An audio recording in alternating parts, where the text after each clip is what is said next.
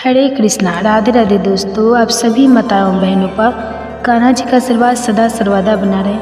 आज आप हमारे चैनल पे श्रवण कीजिए गर्भ कथा।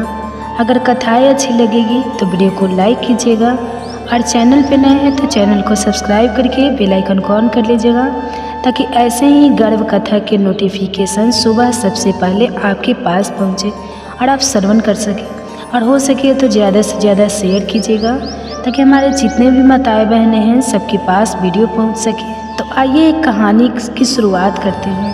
आज है एक ऐसी ही सच्ची कहानी जो शायद आपको भी अपनी लगने लगे। यह कहानी है पुण्य से पल्लवी की, जो गर्भ संस्कार के द्वारा कुछ विशेष पाना चाहती थी और उसके इसके लिए कई सवाल हुआ करते थे। आइए शुरू करते हैं कहानी है पल्लवी की। पल्लवी एक पढ़ी लिखी समझदार खुशमिजाज लड़की थी जो हाल ही में माँ बनने वाली थी। एक दिन वह अपने ससुराल गई, जहाँ उसने अपनी सास को दादी बनने की खुशखबरी दी। सास मॉडर्न भी थी, आज के बच्चों की सोच को भी समझती थी, साथ ही अपनी संस्कृति अपने अध्यात्म का महत्व भी जानती थी। सास थोड़ा सा हिचकिचाते हुए पल्लवी से पूछा, क्या तुमने कभी गर्भ संस्कार के बारे में सुना है? पल्लवी की आंखों में आश्चर्य का भाव था। उसने अपनी सास से पूछा, माँ, क्या आप भी इन सब में विश्वास करती हो? सास ने विनम्रता से बताया, हाँ, मैंने इससे जुड़े कुछ वीडियोस देखे थे। लगा हमारे समय पर यह नाम प्रचलित नहीं था, पर ऐसा बहुत कुछ करने को बोला जाता था। वैसे यह निर्णय पूरी तरह तुम्हारा होगा। हम तो हर हाल में तुम्हारे बच्चे और तुम्हारे लिए खुशी ही चाहते हैं। उस रात पल्लवी ने भी थोड़ा रिसर्च किया। उसने जाना कि हमारे पुराने ऋषि मुनियों का मानना था कि एक बच्चे का व्यक्तित्व, उसकी बुद्धि और उसका स्वास्थ्य, यह सब कुछ गर्भ में ही तय हो जाता है। पल्लवी सोच में पड़ गई, क्या सच में ऐसा हो सकता है? क्या मैं अपनी गर्भस्थ संतान को कुछ सिखा सकती हूँ? उसने अगली सुबह अपने दोस्त प्रियंका से बात करी, जो एक डॉक्टर थे। प्रियंका ने उसे बताया, पल्लवी, यह सिर्फ परंपरा नहीं है, बल्कि आज का विज्ञान भी इसे मानता है। जब माँ गर्भवती होती है तो बच्चे का दिमाग तेजी से विकसित होता है। वैज्ञानिक कहते हैं कि 20वें सप्ताह के बाद ही बच्चा सुन सकता है, महसूस कर सकता है।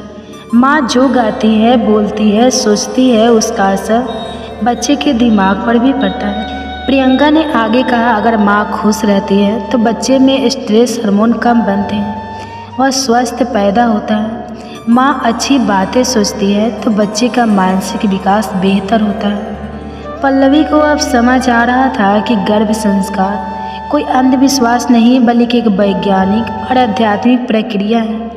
अब उसने भी ठान ली कि मैं भी अपने बच्चे के लिए गर्भ संस्कार जरूर करूँगी। उसने अपनी सास से और इंटरनेट से इसके बारे में अधिक जानने का प्रयास किया। उसको समझ आ गया था, जब भीतर संतान का शारीरिक, मानसिक, भावनात्मक और आध्यात्मिक विकास सब कुछ गर्भ में संभव है, तो उसके प्रयास भी कुछ ऐसे होने चाहिए जिससे यह सब कुछ सवर होता हो। शुरू में वह सोच रही थी कि सिर्फ डाइट और योगा ही गर्भ संस्कार है, पर अब वह पूर्ण गर्भ संस्कार करना चाहती थी। उसने कई गर्भ संस्कार क्लासेस से बात की। फिर उसकी बात भारत संस्कारों के जननी ग्रुप से हुई, जहां उसने जाना गर्भ संस्कार कोई जादू नहीं है, यह हमारे प्रयास है जो हम नित्य हमारी गर्भावस्था के दौरान करते हैं। यह पूर्णतः वैज्ञानिक है। उसने पूछा, आखिर गर्भ संस्कार होता क्या है? वहाँ उसे बड़े प्यार से समझाया गया। गर्भ संस्कार वह प्रक्रिया है जिसमें माँ अपने गर्भ में पल रहे बच्चे को शारीरिक, मानसिक और आध्यात्मिक रूप से तैयार करती है। यह सिर्फ बच्चे के लिए नहीं, बल्कि माँ के लिए भी खूबसूरत अनुभव होता है। हमारे शास्त्रों में कहा गया है कि गर्भ में बच्चा सिर्फ एक शरीर नहीं, बल्कि आत्म स्वरूप में होता है, जो हर भाव को महसूस करता है। माँ की खुशी, उसकी उदासी, उसकी बातें, यहाँ तक कि उसके हर एक विचार को भी उसे समझाया। गीता जी में स्वयं भगवान इसके लिए क्या कहते हैं? संस्कार का सही अर्थ क्या होता है? कैसे संस्कार किसी भी आत्मा को दिए जाते हैं? कि वह प्रक्रिया गर्भकाल से प्रारंभ हुई। पल्लवी को अब अपने बचपन में सुनी महाभारत में अभिमन्यु की कहानी भी याद आ रही थी। उसने अपनी माँ सुभद्रा से गर्भ में चक्रव्यूह भेदने की कला सीख ली थी। यह एक गर्भ संस्कार का ही तो उदाहरण था। पल्लवी हैरान थी, साथ ही बहुत उत्साहित भी।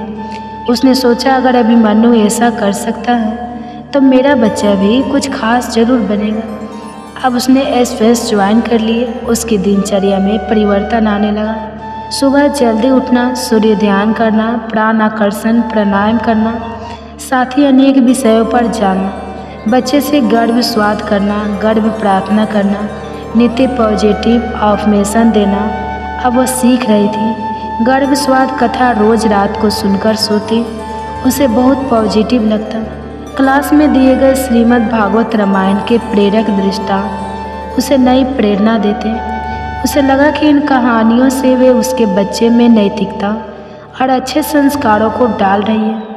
उसने महानुसार सुबह और शाम के विभिन्न शास्त्रीय संगीत सुनना शुरू किया, क्योंकि सुना था कि यह बच्चे के दिमाग को शांत करते हैं। उसने अपनी डाइट भी बदल ली।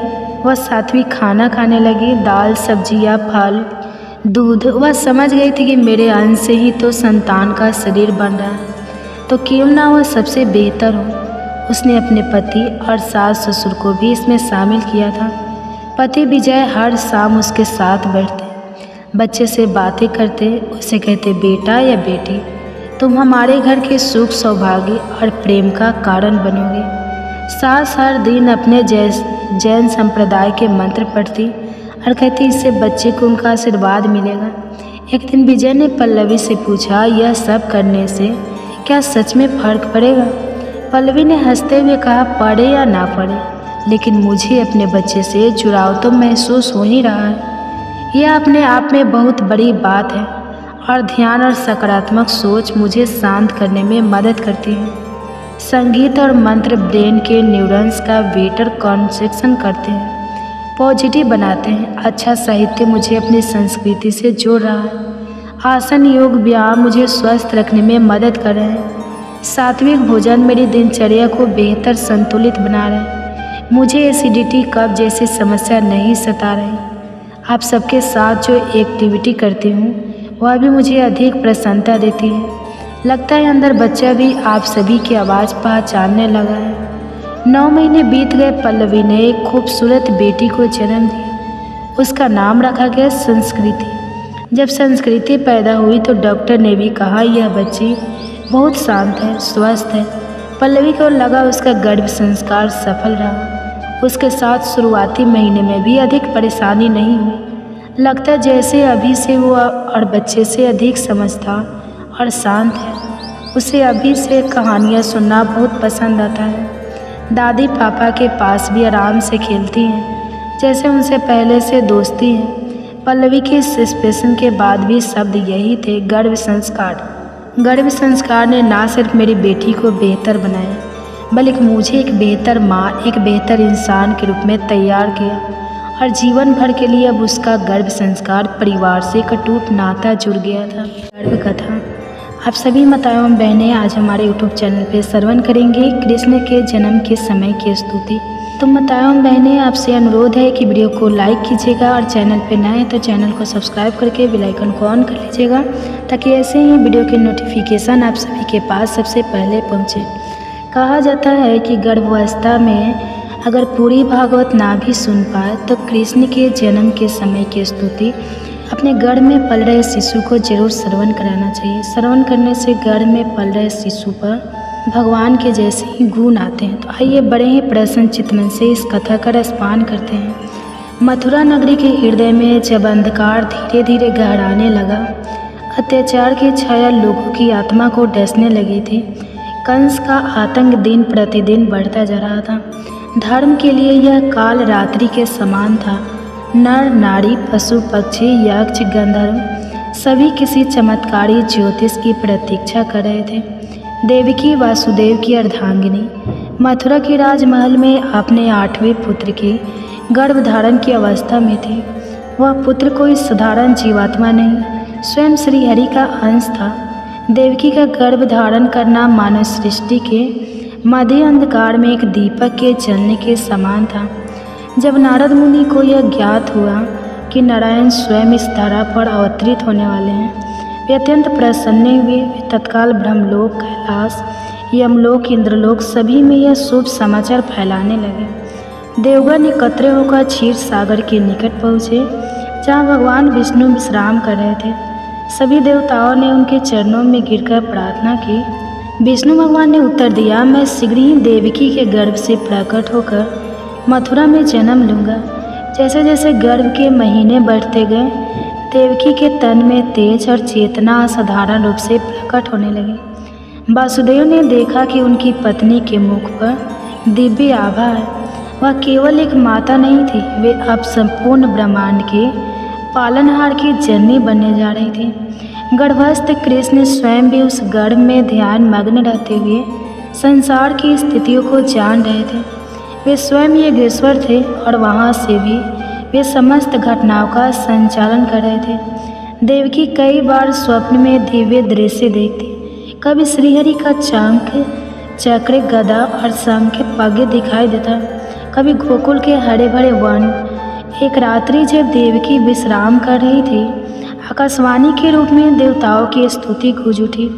जय देव जनार्दन, योगेश्वर, जगत धारा, जगत के पालक, योग माया के स्वामी, तुम ही सृष्टि के आदि हो, तुम ही अंत। हे कृष्ण, तुम्हारा गर्भ में रहना भी संपूर्ण त्रिलोकी को पावन कर रहा है। देवकी के गर्भ में तुम दीपक हो, जो अंधकार में ज्ञान की ज्योति जगा रहा है। तव नाम मात्र से पाप विनष्ट होते हैं। गर्भवासी होकर भी तुम त्रिलोक के नाथ हो। हे योगेश्वर, तुम्हारी लीला अमग्य है। अच्युतांत गोविंद नामो स्तुति। श्री कृष्ण जननी गर्भे स्थिति होकर भी तुम समस्त ब्रह्मांड का भार उठाते हो। 8वां मास पूर्ण होते ही मथुरा में भय और कौतूहल दोनों का अवतरण फैल गया। कंस को ज्ञात था कि देवकी का 8वां पुत्र उसकी मृत्यु का कारण बनेगा। उसने कारा पहरा बैठा दिया। कारागार के चारों ओर प्रहरी, बंद द्वार और ब्रज के समान दीवारें थी, मगर नियति के आगे किसी की नहीं चलती। अष्टमी की रात्रि, रोहिणी नक्षत्र, अर्धरात्रि का समय, आकाश में घनघोर घटाएं छाई थी। बिजली कड़क रही थी, परंतु भीतर एक दिव्य प्रकाश फैला हुआ था। देवकी पीड़ा से काँप रही थी और वासुदेव उनके पास चुपचाप ध्यान मग्न खड़े थे। और तभी शांति छा गई, जैसे सृष्टि रुक गई हो। और वह क्षण आया, देवकी के गर्भ से स्वयं भगवान श्री कृष्ण प्रकट हुए। उनका स्वरूप दिव्य था, नवनीत के समान गीरा रंग, गोरा रंग, कमल नयन, सिर पर घुंघराले बालों में मोर मुकुट, गले में वैजयंती माला, हाथों में शंख, चक्र, गदा और पग। वासुदेव और देवकी आवक रह गए। उनकी आंखों से आंसू बहने लगे। उन्होंने हाथ जोड़कर स्तुति की, हे श्री कृष्ण परमात्मा, परम कारण जगत, तव भक्तना रक्षस। हे प्रभु, आपने माता यशोदा के गर्भ में भी स्थान बनाया और आज हमारे गर्भ को पावन किया। आप ही वह दिव्य ज्योति हो जो अज्ञान के अंधकार को दूर करने आए हो। आपका यह जन्म लीला है, पर हर भक्त के लिए यह जीवन का सच्चा प्रकाश है। भगवान श्री कृष्ण ने माता पिता को आदेश दिया, मुझे गोकुल ले जाइए और वहाँ यशोदा के पास छोड़ आइए। योग माया मेरी स्थान लेगी। अचानक कारागार के सभी ताले खुल गए। पहरेदार निद्रित हो गए और यमुना मैया मार्ग देने को फूली सी सेज बन गई। वासुदेव ने श्री कृष्ण को टोकरी में रखकर गोकुल की ओर प्रस्थान किया। वर्षा हो रही थी, पर शेष नाग के फन फैलाकर उस दिव्य बालक को सुरक्षा दी।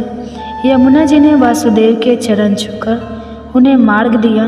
गोकुल पहुंचकर वासुदेव ने यशोदा के पास सो रही कन्या को लेकर श्री कृष्ण को वहां छोड़ दिया और लौट आए। गोकुल में सुबह का समय जब यशोदा ने आंखें खोली तो देखा कि उनके पास एक परम सुंदर बालक शांति से लेटा है। उनका हृदय ममता से भर गया। उन्होंने उसे अपने स्तनों से दूध पिलाया और नाम रखा कन्हैया। श्री कृष्ण की बाल लीला शीघ्र ही प्रारंभ हो गई। वह अपने बालपन में ही अपनी मोहक मुस्कान, आँखों की चंचलता और अद्वितीय सौंदर्य से सबका मन मोहने लगे। गोपियाँ उन्हें निहारते न आघाते। अत्याचार की प्रतीक राक्षसी पूतना को कंस ने भेजा। वह सुंदरी रूप में आई और कृष्ण को दूध पिलाने के बहाने विष का स्तन लेकर पास पहुँचे, परंतु श्री कृष्ण ने अपने मुख से उसका प्राण ही खींच लिया। राक्षसी वही ढेर हो गई। गोकुल में यह पहली बार था जब सबको ज्ञात हुआ कि यह बालक साधारण नहीं है। एक बार ब्रह्मा जी स्वयं श्री कृष्ण की लीला देखने आए। उन्होंने ग्वाल बाल और बछड़ों को छिपा दिया। श्री कृष्ण ने सबका रूप स्वयं धारण किया। ब्रह्मा ने अपनी मूल मानते हुए स्तुति की। ओम नमो भगवते वासुदेवाय नमो, ज्ञान मात्राय निर्गुणाय निर्गुणात्मने। प्रकट रूप में खेलते हुए भी आप अचिंत्य हैं, बालक रूप में लीला करते हुए भी आप साक्षात ब्रह्मा हैं। श्री कृष्ण का जन्म केवल एक घटना नहीं बल्कि पूरे युग के पूर्ण निर्माण की शुरुआत थी। उनका गर्भस्थ रहना, जन्म लेना और बाल लीला जो कृष्ण गर्भ में देवकी के हृदय को आलोकित करते हैं, वही आज भी भक्तों के हृदय में श्राद्धा का दीप जलाते हैं। उनकी स्तुति कलातीत है। उनका नाम मात्र ही मोक्ष का मार्ग है। नमन उस योगेश्वर को जो कभी बालक बनकर इस धारा पर उतरे। एक गर्भ कथा। अगर वीडियो अच्छी लगेगी तो वीडियो को लाइक कीजिएगा और चैनल पे नए हैं तो चैनल को सब्सक्राइब कर लीजिएगा और कमेंट्स में हरे कृष्णा राधे राधे जरूर लिखिएगा। और हो सके तो ज़्यादा से ज़्यादा आप अपने फैमिली फ्रेंड के साथ शेयर भी कीजिएगा। गर्भ गीता केवल एक ग्रंथ नहीं बल्कि यह जीवन के गढ़ रहस्य को प्रकट करने वाला दिव्य प्रकाश है, जो आत्मा को जन्म मरण के बंधनों से मुक्त कर मोक्ष के पावन पथ पर ले जाता है। स्वयं भगवान श्री कृष्ण कहते हैं, जो श्रद्धा और भक्ति से गर्भ गीता का मनन करता है वह संसार के बंधनों से मुक्त होकर परम शांति को प्राप्त करता है। यह ग्रंथ न केवल आत्मशुद्धि का दीप जलाता है बल्कि गर्भवती माताओं के लिए भी अमृत के समान है। ऐसा विश्वास है कि जो माँ गर्भकाल में श्राद्धा से गर्भ गीता का श्रवण करती है, उसका शिशु न केवल संस्कारी और तेजस्वी होता है बल्कि दिव्यता से भरकर समाज के लिए प्रेरणा बनता है।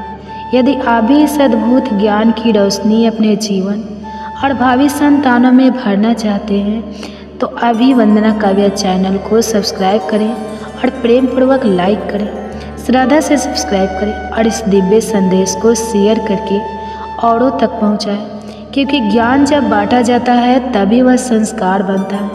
श्री कृष्ण अर्जुन से कहते हैं, जब कोई आत्मा माँ के गर्भ में आती है तो वह मांस, मज्जा और रक्त से घिरी होती है। छठे महीने तक जब उसका शरीर विकसित होने लगता है तब उसे असहनीय पीड़ा का अनुभव होता है।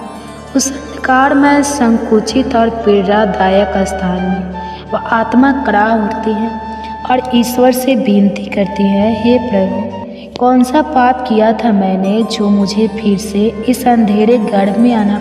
उस क्षण आत्मा को अपने सारे बुरे कर्म याद आते हैं। वह पश्चाताप करती है, आंसू बहाती है और ईश्वर से प्रार्थना करती है कि वह इस मोह और दुख से भरे संसार में जन्म ना दे। लेकिन ईश्वर मौन रहते हैं, क्योंकि उसका जन्म उसके ही कर्मों के अनुसार निश्चित होता है। श्री कृष्ण कहते हैं, गर्भ की पीड़ा मृत्यु लोक से भी अधिक होती है। यह वह आग है जिसमें आत्मा अपने ही कर्मों की तपन से झुलसती है। वह आत्मा संकल्प करती है कि जन्म के बाद वह सच्चा जीवन जिएगी, ईश्वर का स्मरण करेगी, पुण्य कर्म करेगी। लेकिन जैसे जैसे जन्म समीप आता है वह सब कुछ भूलने लगती है और जन्म लेते ही सब भुला दिया जाता है। फिर से वही मोह, वही माया, वही भटकाव और पुनः जीवन कर्मों के उसी चक्रव्यूह में उलझ जाता है। गर्भगीता में उस दिव्य सत्य का स्मरण कराती है जिसे आत्मा ने गर्भ में अनुभव किया था। एक बार फिर उस प्रकाश की ओर लौटने के लिए जहाँ से हम आए थे और जहाँ हमें लौटना है। गर्भगीता केवल एक शास्त्र नहीं बल्कि मानव जीवन का दर्पण है। यह हमें यह समझने में सहायता करता है कि हमारे कर्म ही हमारे भविष्य की नींव है। यह ग्रंथ न केवल हमें आत्मज्ञान की ओर ले जाता है बल्कि हमारे जीवन को सच्चे अर्थों में सार्थक और प्रकाशमय बनाता है। गर्भ संस्कार की भक्ति और प्रभाव हमारे प्राचीन ग्रंथों में बार बार दर्शाए गए हैं। महाभारत में वीर अभिमन्यु इसका अनुपम उदाहरण है। जब अर्जुन सुभद्रा को युद्ध की एक जटिल रचना चक्रव्यूह को भेदने की विधि समझा रहे थे, तब गर्भ स्थित अभिमन्यु ने वह सवाल ध्यान पूर्वक सुना और वही ज्ञान वह दिव्य श्रवण भविष्य में क्षेत्र के रणभूमि में उसकी शक्ति बनकर प्रकट हुई। इसी प्रकार मार्कंडेय पुराण में सती मदालसा का वर्णन आता है। एक ऐसी दिव्य माता जो अपने गर्भस्थ शिशु को ज्ञान, विवेक और वैराग्य के संस्कारों से पोषित करती थी। वे अपनी संतान के गुण, स्वभाव और चरित्र को उसी समय गढ़ देती थी जब वह केवल गर्भ में था। उनकी गोद में जन्म लेने वाला हर शिशु मुनियों जैसा शांत, ज्ञानी और सत्य पथ का अनुयायी होता। गर्भ गीता और ऐसे दिव्य उदाहरण हमें यह सिखाते हैं कि गर्भ केवल जीवन की शुरुआत नहीं, बल्कि आत्मा के संस्कारों का बीजारोपण है। यदि हम इस पावन ज्ञान को अपनाएं तो आने वाली पीढ़ियां न केवल संस्कारी होगी, बल्कि समाज और संसार के लिए एक दिव्य प्रकाश बनेगी। विष्णु पुराण में प्रहलाद का उल्लेख आता है, जो राक्षस कुल में जन्मे, लेकिन उनकी माता गर्भावस्था के दौरान देवर्षि नारद के आश्रम में रही और विष्णु भक्ति का श्रवण किया। परिणाम स्वरूप प्रहलाद जन्म से ही विष्णु के परम भक्त बन गए और अधर्म के विरुद्ध खड़े हुए। गर्भ गीता के प्रारंभ में अर्जुन भगवान से यही प्रश्न करते हैं कि आत्मा का बार बार जन्म क्यों होता है, इस जीवन में उसके कर्तव्य क्या है, किन पाप कर्मों के कारण वह अनेक दुख भोगता है और किन पुण्य कर्मों से वह जीवन में सुख प्राप्त करता है, अथवा कौन सा मार्ग है जिससे वह मोक्ष को प्राप्त करता है। अर्थात वह आत्मा का भगवान में लीन होकर जन्म मरण के बंधनों से मुक्त होती है। लेकिन जिन्हें मुक्ति नहीं मिलती, उन्हें विभिन्न योनियों में जन्म लेकर अपने पूर्व जन्मों के अच्छे बुरे कर्मों का फल भोगना पड़ता है। भगवान श्री कृष्ण मंद मुस्कान के साथ कहते हैं, हे अर्जुन, सच्चा भक्त वह नहीं जो केवल शब्दों में मेरा नाम लेता है, बल्कि वह है जो अपने हृदय में संपन्न की ज्योति प्रज्वलित करता है, जो अपने कर्मों को मेरी भक्ति में अर्पित करता है, जो मोह और अहंकार से मुक्त होकर प्रेम और सेवा के मार्ग पर चलता है।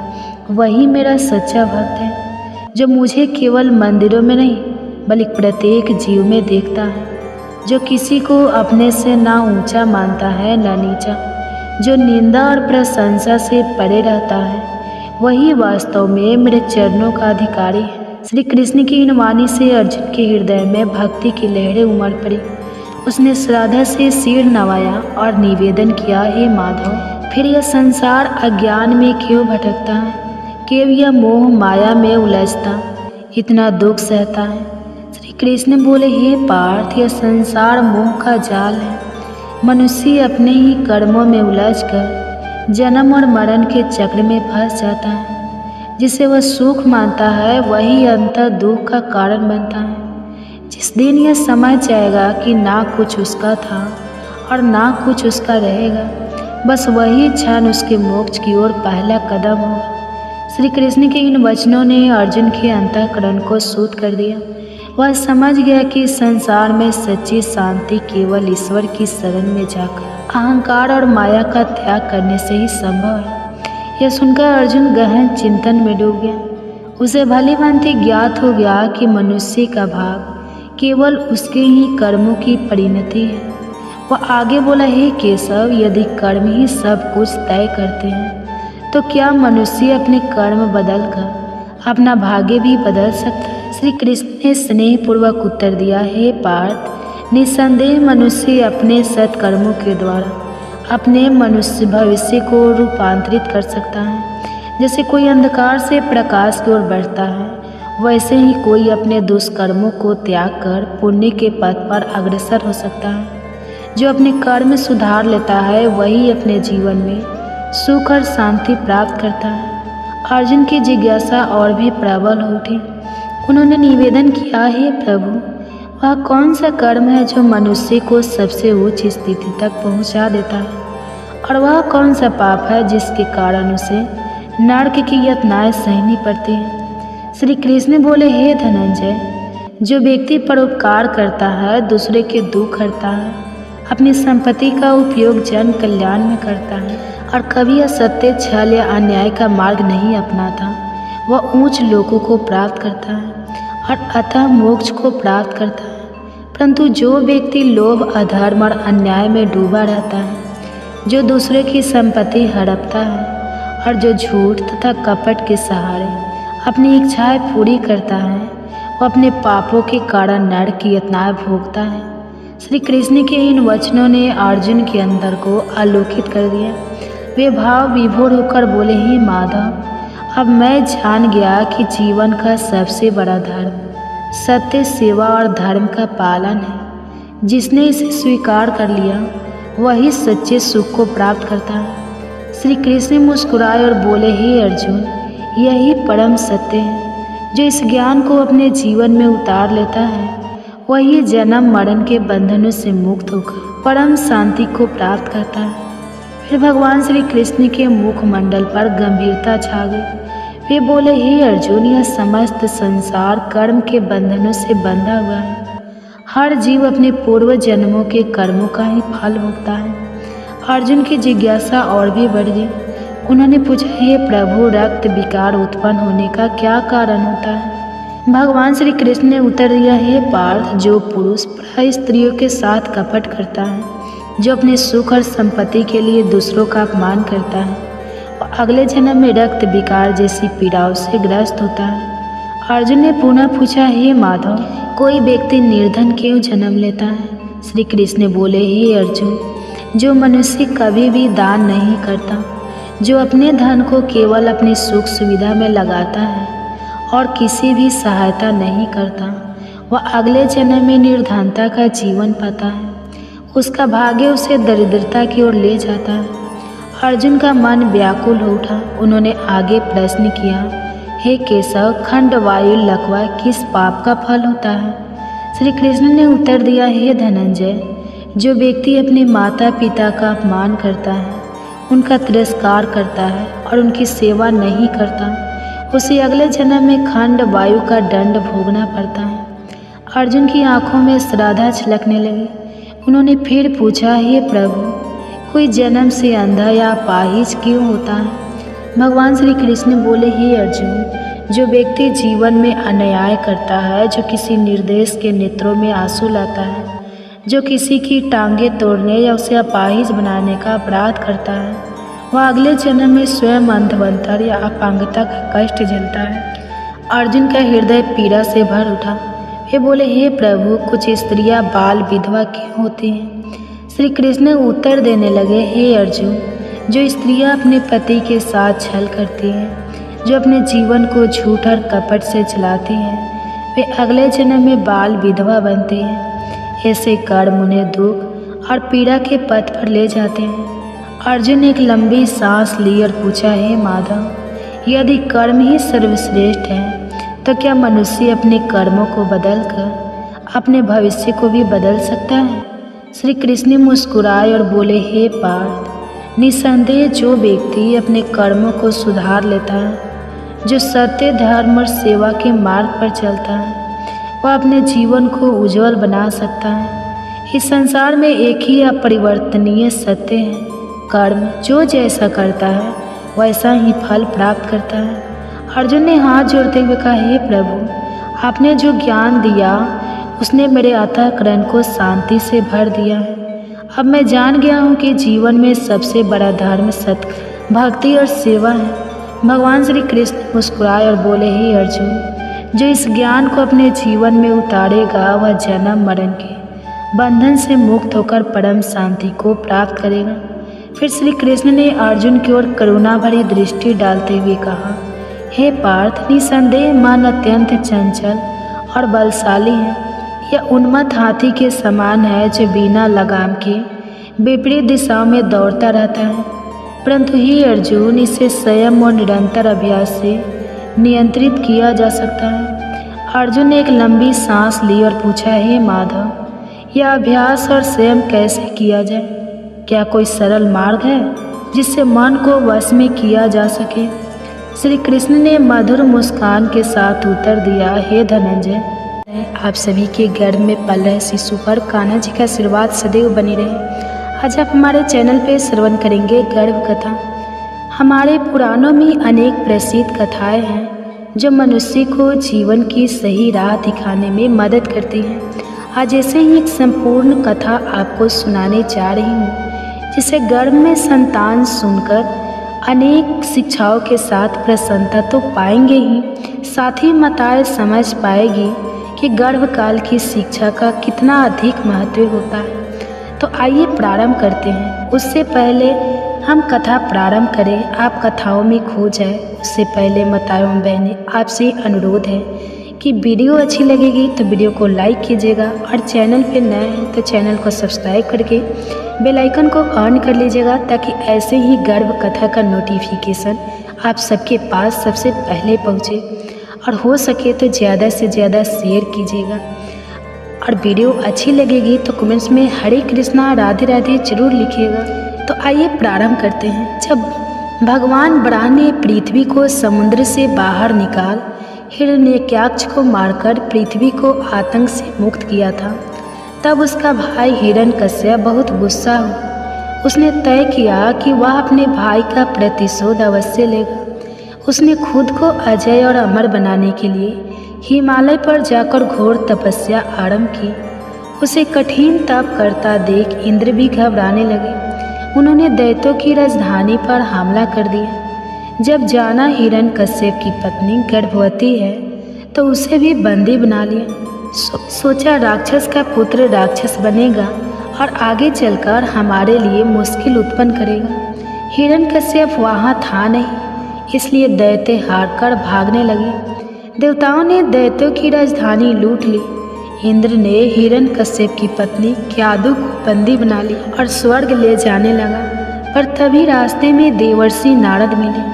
उन्होंने इंद्र से कहा, तुम दैत्य राज की पतिव्रता पत्नी को मत ले जाओ, यह महापाप है। इस पर इंद्र ने अपना उद्देश्य बताया कि जन्म के बाद वह संतान का वध करेगा, फिर देवी क्यादु को भी छोड़ देगा। तब नारद जी ने समझाया, गर्भ में संतान के संस्कार बदले जा सकते हैं। यह संतान भगवान श्री विष्णु की परम भक्त बनेगी। बस तुम क्यादु पुत्री को मुझे सौंप दो। इंद्र ने देवर्षि की बात मान ली और अब क्यादु देवराज के बंधन से मुक्त हो गई। वे देवर्षि के आश्रम में रहने लगे। जब तक उसके पति तपस्या से वापस नहीं लौट आते, उसके लिए और कोई सुरक्षित जगह थी भी नहीं। देवर्षि उसे अपनी पुत्री की तरह मानते। गर्भस्थ संतान को भगवत भक्ति का उपदेश देते। गर्भ में प्रहलाद भी उन उपदेशों को सुन बड़ा ही आनंदित होता। कुछ वर्षों बाद जब हिरण्यकश्यप वरदान प्राप्त कर लौटा, उसने सभी देवताओं को जीत लिया। सभी लोकपालों को हराकर उनकी सारी संपदा छीन ली। भगवान से उसे विरोध था, इसलिए ऋषियों को परेशान करता यज्ञ रोक दिए। धर्म के खिलाफ खड़ा हो गया। सब तरह सिर्फ उसे ही भगवान के समान पूजने की आज्ञा थी। इधर पुत्र प्रहलाद और पत्नी भी अब उसके पास लौट आए थे। प्रहलाद की शिक्षा के लिए उसने अपने गुरु शुक्राचार्य के पास उसे भेजा, और तब शुक्राचार्य जी तपस्या में व्यस्त थे, इसलिए गुरु के पुत्र सन और अम्बरक उसे शिक्षा देने लगे। एक दिन प्रहलाद वापस घर आए। माँ ने खूबसूरत वस्त्रों से सजाया, पिता ने गोद में बैठाया, फिर उससे पूछा कि तुमने अभी तक क्या सीखा है। तब प्रहलाद उत्तर देते हैं, पिताजी, सभी लोग संसार में मोहित रहकर उद्विग्न रहते हैं। मेरा मानना है कि हमें अंतःकरण में श्री हरि की शरण लेनी चाहिए। हिरण्यकश्यप जोर से हंस पड़ा। उसे लगा कोई दुश्मन उनके पुत्र प्रहलाद को यह ज्ञान सिखा रहा है। उन्होंने अपने गुरु के पुत्रों से कहा, तुम्हें प्रहलाद को सुधारना होगा। उसे दैत्य कुल के उचित आदर्श, धर्म और काम की शिक्षा दो। गुरु के पुत्र ने प्रहलाद को अपने पास बुलाया और पूछा, तुमने यह अज्ञान कहाँ से सीखा? प्रहलाद मुस्कुराते हुए कहा, गुरुदेव, इस दुनिया में हम भगवान की माया के चक्कर में बह रहे हैं। भगवान दयालु होते हैं, जब वह किसी पर अपनी दया बरसाते हैं तो वह इंसान के मन में बस जाते हैं। मेरे मन को उनकी अनंत कृपा ने उन परम पुरुष की ओर खींच लिया है। मेरे गुरु ने मेरे साथ बहुत मेहनत की है, मुझे ज्ञान का सही मार्ग दिखाया है। उन्हीं ने मुझे सच्ची शिक्षा दी है। उन्हीं ने मुझे अर्थशास्त्र, दंड नीति और राजनीति के बारे में भी सिखाया है। मैं अपने गुरु की शिक्षा को ध्यान से सीखता था। उनके मन में विद्या के प्रति सच्ची आस्था थी। मैंने गर्भकाल में ही संपूर्ण ज्ञान प्राप्त कर लिया है। गुरु पुत्र को उसकी बात ज़्यादा समझ नहीं है। तब हिरण्यकश्यप ने भी अपने पुत्र को गोद में बिठाकर पूछा, बताओ बेटा, सबसे अच्छा ज्ञान क्या है?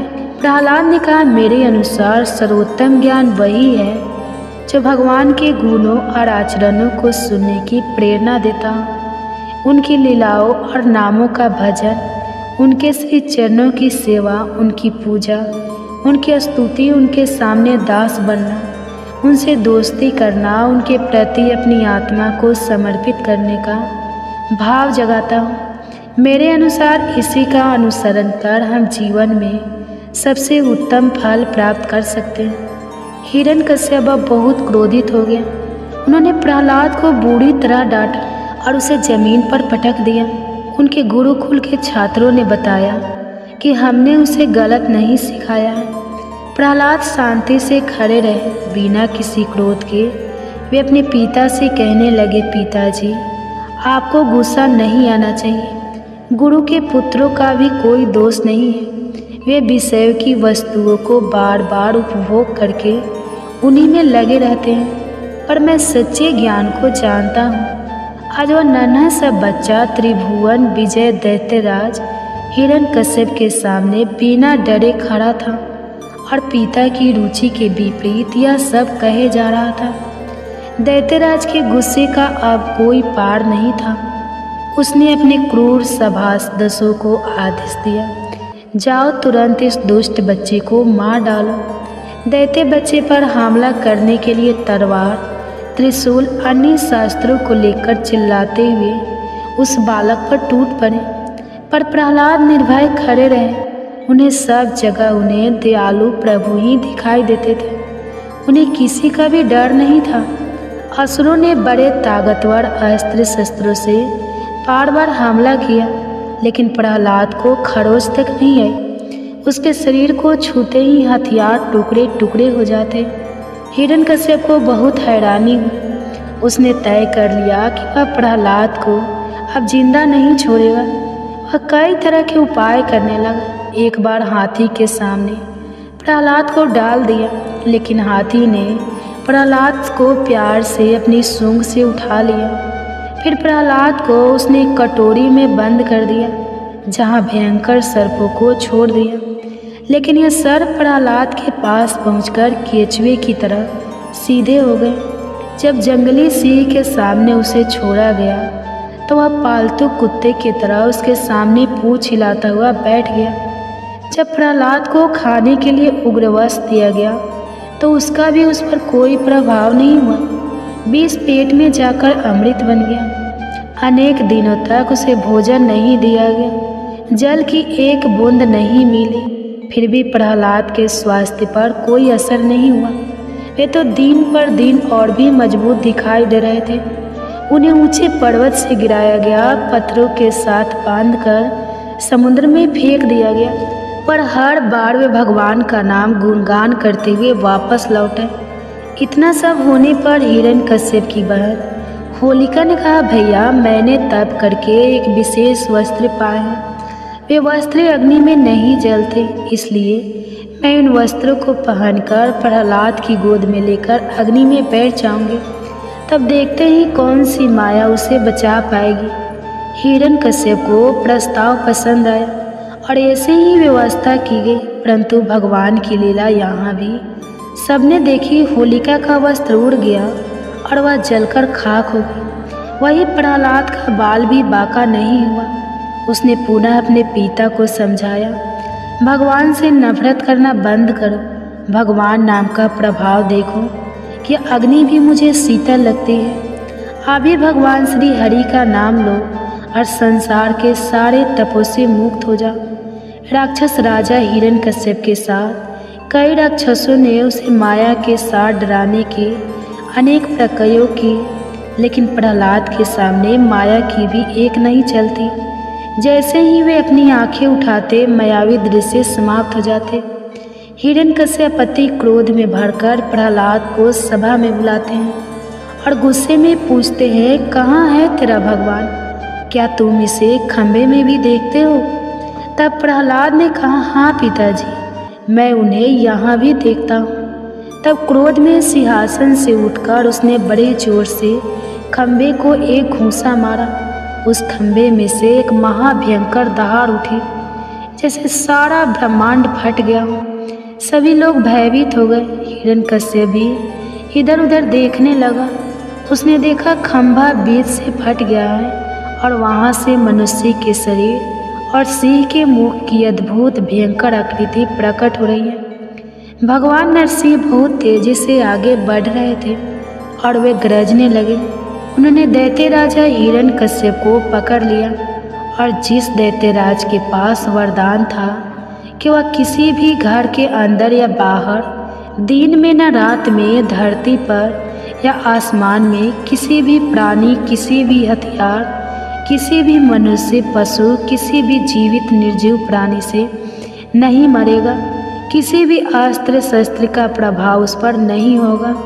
उसे भगवान ने अपनी जंघ पर रखकर अपने नाखूनों से उसका पेट फाड़ दिया। दैत्यराज हिरण्यकश्यप का अंत हुआ, लेकिन भगवान नरसिंह का क्रोध अभी शांत नहीं हुआ। वे बार बार गरज रहे थे। इसके बाद ब्रह्मा, शंकर और अन्य देवता उनकी स्तुति करने लगे। माँ लक्ष्मी भी भगवान के विकराल क्रोधित रूप को देखकर बहुत डर गई। उनकी हिम्मत नहीं हुई कि वह उनके पास जाए।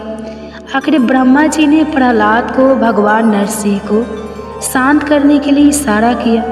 तब प्रहलाद निर्भय होकर भगवान के पास गए और उनके चरणों में गिर गए। भगवान ने स्नेह से उन्हें उठा लिया, अपनी गोद में बैठा लिया।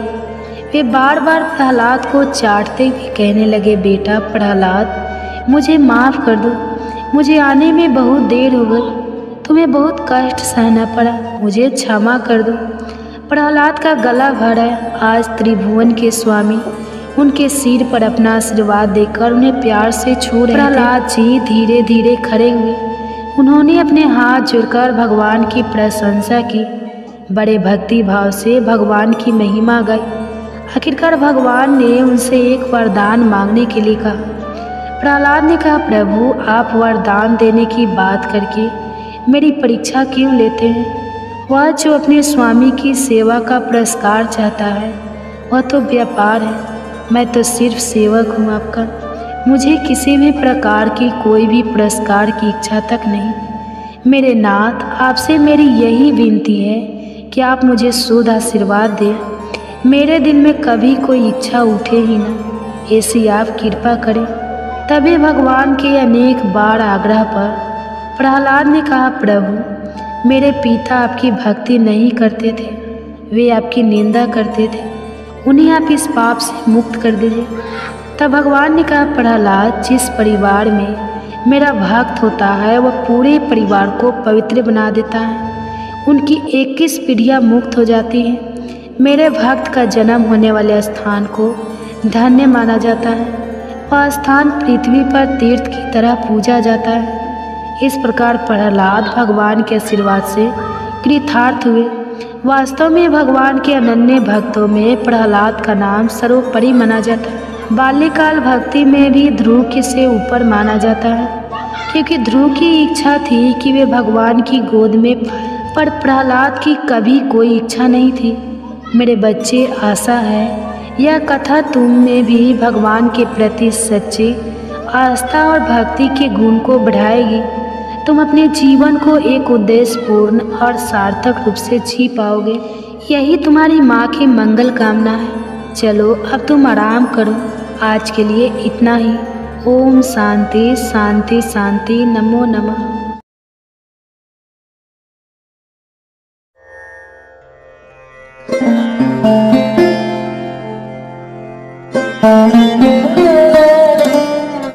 हरे कृष्णा, राधे राधे दोस्तों। आप सभी माताओं और बहनों पर भगवान का आशीर्वाद सदा सर्वदा बना रहे। आप सभी के गर्भ में पल रहे शिशु पर कान्हा जी का आशीर्वाद सदैव बनी रहे।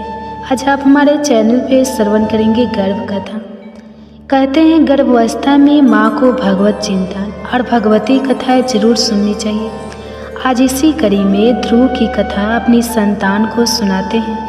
अगर वीडियो अच्छी लगेगी तो वीडियो को लाइक कीजिएगा और चैनल पे नए हैं तो चैनल को सब्सक्राइब करके बेल आइकन को ऑन कर लीजिएगा, ताकि ऐसे ही वीडियो की नोटिफिकेशन आप सबके पास सबसे पहले पहुंचे। और हाँ, हो सके तो ज़्यादा से ज़्यादा शेयर कीजिएगा, ताकि हमारे जितने भी माताएं बहनें हैं गर्भावस्था में हैं, ताकि ये कहानी भी सुन सके।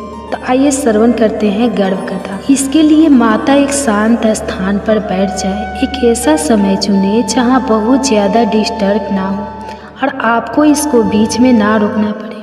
आप दोनों हाथ अपने गर्भ पर रख ले, कोमलता से अपनी आँख बंद कर ले और अपनी संतान से कहे, आओ मेरे बच्चे, मैं तुम्हें एक बहुत ही प्रेरक कथा सुनाती हूँ। इसके लिए मैं तुम्हें सतयुग के उस समय लेकर चलती हूँ जहाँ प्रदेश के राजा उत्तानपाद रहते थे। उनकी 2 रानियाँ थीं। माताएं एवं बहनें, आप सभी से हाथ जोड़कर विनती है कि वीडियो को पूरा देखिएगा और ज़्यादा से ज़्यादा वीडियो को शेयर भी कीजिएगा। और ये कथाएं आपको कैसी लगे कमेंट्स में ज़रूर बताइएगा। हरे कृष्णा, राधे राधे ज़रूर लिखिएगा। कहते हैं कि उनकी 2 रानियाँ थीं, सुरुचि और सुनीति। सुरुचि बहुत सुंदर थी और राजा को बहुत प्रिय भी थी। उसके पास सुख सुविधाओं की कोई कमी नहीं थी। इसलिए सुरुचि रानी का पुत्र उत्तम भी अपने पिता राजा उत्तानपाद का दुलारा था। राजमहल के बाहरी हिस्से में दूसरी रानी सुनीति रहती थी। उनका स्वभाव महापुरुषों जैसा था। वह धर्म मार्ग पर चलती, सभी के प्रति दया, प्रेम, करुणा का भाव रखती और ऐसा ही आचरण देख उनका पुत्र ध्रुव बड़ा हो रहा था। एक दिन सुबह का समय था। सुबह की लाली धीरे धीरे जाकर भगवान सूर्य का प्रकाश पूरे प्रदेश को प्रकाशित कर रहा था। सभी बच्चे घर के बाहर अपने मित्रों के साथ विभिन्न खेल खेल रहे थे। भीतर राज दरबार सजा हुआ था। राजा उत्तानपाद अपनी प्रिय रानी सुरुचि के साथ सिंहासन पर बैठे थे। वे अपनी गोद में बैठे पुत्र उत्तम को दुलार रहे थे। उसी समय खेलते खेलते ध्रुव भी महल में प्रवेश करता है। पिता को देख उसका मन भी ललचाया। वह अपने पिता की गोद में बैठने के लिए, उनका प्यार पाने के लिए ललायित हो गया। वह भी अपने पिता के पास पहुंचा। उसने अपना हाथ राजा के पैरों पर रखा ही था। वह बैठने का प्रयास कर ही रहा था। राजा भी अपने दूसरे पुत्र को दुलार दे, उससे पूर्व ही सुरुचि रानी ने उसका हाथ जोर से झटक दिया। रानी बड़े क्रोध से बोली, तुम अपने पिता की गोद में बैठने लायक नहीं हो। तुम अभागी हो। तुम्हें पूरे जीवन पुण्य करने होंगे ताकि तुम अपना भाग्य बदल पाओ और मेरी कोख से जन्म लेने का सौभाग्य पाओ। तभी तुम पिता का प्रेम और दुलार पा सकते हो। राजा उत्तानपाद को थोड़ा बुरा लगा, पर वे अपनी प्रिय रानी के विरुद्ध जाने का साहस नहीं कर सकते थे। ध्रुव नन्हा सा बालक अपनी सौतेली माँ की बातें ठीक से तो नहीं समझ पा रहा था, पर वह इतना समझ चुका था कि सबके सम्मुख उसका अपमान हो रहा है और उसमें उसके पिता भी उसका साथ नहीं दे रहे। इसलिए रोता बिलखता माँ माँ पुकारता ध्रुव राजमहल के बाहर चला जाता है। पूजा कक्ष में बैठी रानी सुनीति अपने पुत्र की आवाज़ सुनकर कांप गई। वह बाहर भागते हुए गई और अपने बच्चे को सीने से लगा लिया। मन ही मन किसी अप्रिय घटना का सोचकर उसका हृदय भर रहा था। वह धीरे से ध्रुव के दुख का कारण पूछती है, माँ, पिताजी मुझसे बिल्कुल प्यार नहीं करते। वे मुझे अपनी गोद में भी नहीं बिठाते। वे सिर्फ उत्तम को प्यार करते हैं। माँ, ऐसा क्यों? माँ, मैंने क्या नुकसान किया है? उनका क्या मैं इतना बुरा हूँ? माँ, मैं इतना बुरा हूँ? सुनीति ऐसा नहीं कहते बेटा। सुनीति सब समझती थी। फिर उस नन्हे से बालक को कैसे समझाती, क्या बताती कि क्यों उनके पिता ने उन्हें और ध्रुव को इस प्रकार का जीवन दिया है। सुनीति स्थिति को समझते हुए अपने बेटे को कहती है, मेरे बच्चे, तुम्हारे लिए पिता से श्रेष्ठ गोद और उच्च सिंहासन सुरक्षित रखा गया है। तुम्हें संसार के सबसे बड़े राजा की गोद में बैठना है। इस तरह कहकर अपने मंदिर में विराजित भगवान नारायण की तस्वीर दिखाती है। उनकी गोद, भगवान की गोद ध्रुव की आंखों में चमकती, पर वह अभी सिर्फ 6 साल का नन्हा बालक था। माँ के उत्सुक स्वर में पूछता है, माँ, मैं उन तक कैसे पहुँचूँ? कैसे मैं उनकी गोद में बैठूँगा? माँ को भी आज जाने कहाँ से हिम्मत आ रही थी। वह ध्रुव की सभी बातों का स्पष्ट उत्तर दे रही थी। कहती है, वह मार्ग श्रेष्ठ है, इसलिए उसे पाना भी थोड़ा मुश्किल है। पर ध्रुव को अब किसी बात का भय नहीं था। उसे तो बस उनकी गोद का इंतजार था। वो अपनी माँ से पूछता है, माँ, अब आप जल्दी बताओ, वह मैं कैसे पा सकता हूँ? माँ ने ध्रुव को गोद में उठाकर कहती है, बेटा, उसके लिए कठिन तपस्या करनी होगी। एकांत में रहकर सिर्फ उनका नाम जपना होगा। बस फिर क्या था, ध्रुव तुरंत गोद से उतरा, अपनी माँ के चरण स्पर्श करते हैं, कहता है, माँ, मैं आज से ही अपनी तपस्या शुरू करूँगा। मैं एकाग्रता से नाम जपकर नारायण की गोद में बैठूँगा। माँ, मैं उनकी गोद में बैठकर सबसे पहले तुझे पुकारूँगा। माँ, तू देखना, तेरा बेटा भी सौभाग्यशाली है। वह ब्रह्मांड के राजा की गोद में बैठेगा। माँ कुछ समझ पाती इससे पहले ध्रुव जंगल की ओर जाने लगा। माँ एकदम बिलख पड़ी, भागते हुए ध्रुव के रास्ते में आकर खड़ी हो गई। जिस नन्हे से बच्चे ने राजमहल के बाहर आज तक कदम भी नहीं रखा था, वह जंगल अकेला कैसे जिएगा? क्या यह भी कोई उम्र है उसके जंगल जाने की? रानी फूट फूट कर रोने लगी। ध्रुव नहीं रुका, अपनी माँ को समझाते हुए कहता है, माँ, नारायण को पाना आसान नहीं है, कष्ट तो करनी होगी। तेरा बेटा करेगा माँ, वह भी सौभाग्यशाली बनेगा। माँ रोए जा रही थी, वह आगे बढ़ता जा रहा था। धीरे धीरे सांझ होने लगी, रात अंधेरी छा रही थी। उसका मन भी डर रहा था, मन कर रहा था फिर से अपनी माँ के आंचल में चला जाए, उसकी गर्माहट में रोते रोते सो जाए। पर तुरंत उसे अपनी सौतेली माँ के कहे शब्द याद आ रहे थे, इसलिए वह दुगुनी रफ्तार से आगे की ओर बढ़ रहा था। वह कुछ समझ पाता उससे पूर्व ही कुछ स्वर सुनाई दिए, नारायण नारायण। देवर्षि ऋषि नारद भगवान की इच्छा के अनुरूप ही नन्हे ध्रुव का मार्गदर्शन करने आए थे। वे बालक के दर्द को समझ रहे थे, साथ ही उसका भविष्य भी जानते थे, इसलिए उसे उचित स्थान और भगवान का मंत्र सिखा दिया। फिर क्या था, रात के अंधेरे में झुन झुन की आवाज़ के साथ ध्रुव के मंत्र के स्वर भी जंगल में गूंजने लगे। धीरे धीरे ध्रुव अपनी तपस्या में लीन होने लगा। इधर राज दरबार में यह बात आग की तरह फैल गई। हर किसी ने दबी आवाज़ से राजा उत्तानपाद और सुरुचि की निंदा की। राजा उत्तानपाद की भी आंखें अब खुल गई थी। उन्हें अपने मासूम से बेटे का चेहरा ही नजर आ रहा था। उसका हुआ चेहरा देखकर वे भी अंदर से काँप रहे थे। उन्हें लग रहा था कि वास्तव में वे कैसा भयंकर पाप कर बैठे हैं। इधर सुनीति का रो रो कर बुरा हाल था। उसका आखिर राजमहल में अपने पुत्र के अलावा और था ही कौन। वह उसे बार बार याद कर बस रोती जा रही थी। राजा भी अब अपनी गलती को मानकर ध्रुव को मनाने के लिए जंगल की ओर निकल रहे थे, पर तभी उन्हें पूंजी मिल गए जिन्होंने राजा को रोक दिया। आपका पुत्र कोई साधारण पुत्र नहीं है, वह तेजस्वी बालक सचमुच नारायण की गोद में विराजेगा।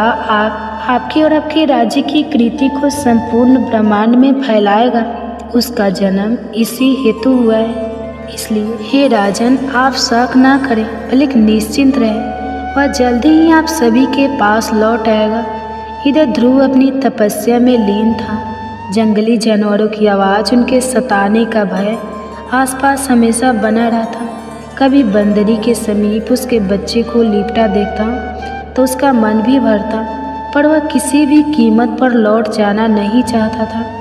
6 साल के बच्चे का ऐसा दृढ़ निश्चय कि अनेक प्रलोभन अनेक भय दिखाने पर भी वह नारायण जब से अलग नहीं हुआ। 6 महीने से अकेला नावना बालक तपस्या कर रहा था और उसकी चाह भी थी तो क्या, बस एक बार नारायण की गोद में बैठना है। इसे देखकर भगवान भी अधिक समय तक उससे दूर नहीं रह पाए। वे ध्रुव के समीप पहुंचकर प्यार से उसके सर पर हाथ रखते हैं। ध्रुव अपनी आंखें खोलता है, उसे विश्वास नहीं होता कि उसके सम्मुख कौन खड़ा है। चतुर्भुज रूप में नारायण वह बार बार आंखें बंद करता खोलता, खुद को चिमटी काटता। वह सोच ही नहीं पा रहा था कि यह क्या हो रहा है। उसके साथ भगवान उसकी मासूमियत को देखकर मुस्कुराते हैं, उसे तुरंत उठाकर अपनी गोद में बैठा लेते हैं, मानो अब तो धरती आकाश सब फूल बरसा रहे हों। जंगल की प्रत्येक कली फूल बनकर उस पर गिर जाना चाहती हूँ। प्रकृति खुशी से घूमना चाहती हूँ, सारे पंछी खुशी से गाने लगे, हवाएं मधुर स्वर में बांधे यंत्र बजा रही हो। पूरे वातावरण में एक अद्भुत सा आनंद छा गया। ध्रुव की आंखें खुशी से टिमटिमाने लगी। वह धीरे से प्रभु से कहता है, प्रभु अब कोई मुझे और मेरी माँ को अभागा नहीं कहेगा ना। भगवान ने अपने दोनों हाथ कसकर ध्रुव को समेट लिया। नहीं बेटा, तुम ब्रह्मांड में वह स्थान पाओगे जिसके आगे देवी देवता सप्तऋषि भी पराक्रमा करेंगे। प्रलय काल में भी तुम सुरक्षित रहोगे। तुम्हारी कीर्ति अनंत जन्मों तक फैली रहेगी। हर मनुष्य तुम जैसी संतान की प्राप्ति करना चाहेगा। तुम और तुम्हारी माँ श्रेष्ठ गति को पाओगे। ध्रुव अपने हाथ जोड़ प्रभु को नमन करता है। आज की कथा को यहीं समाप्त करती हूँ। सभी को प्रणाम। जय श्री कृष्णा। बहुत बहुत धन्यवाद।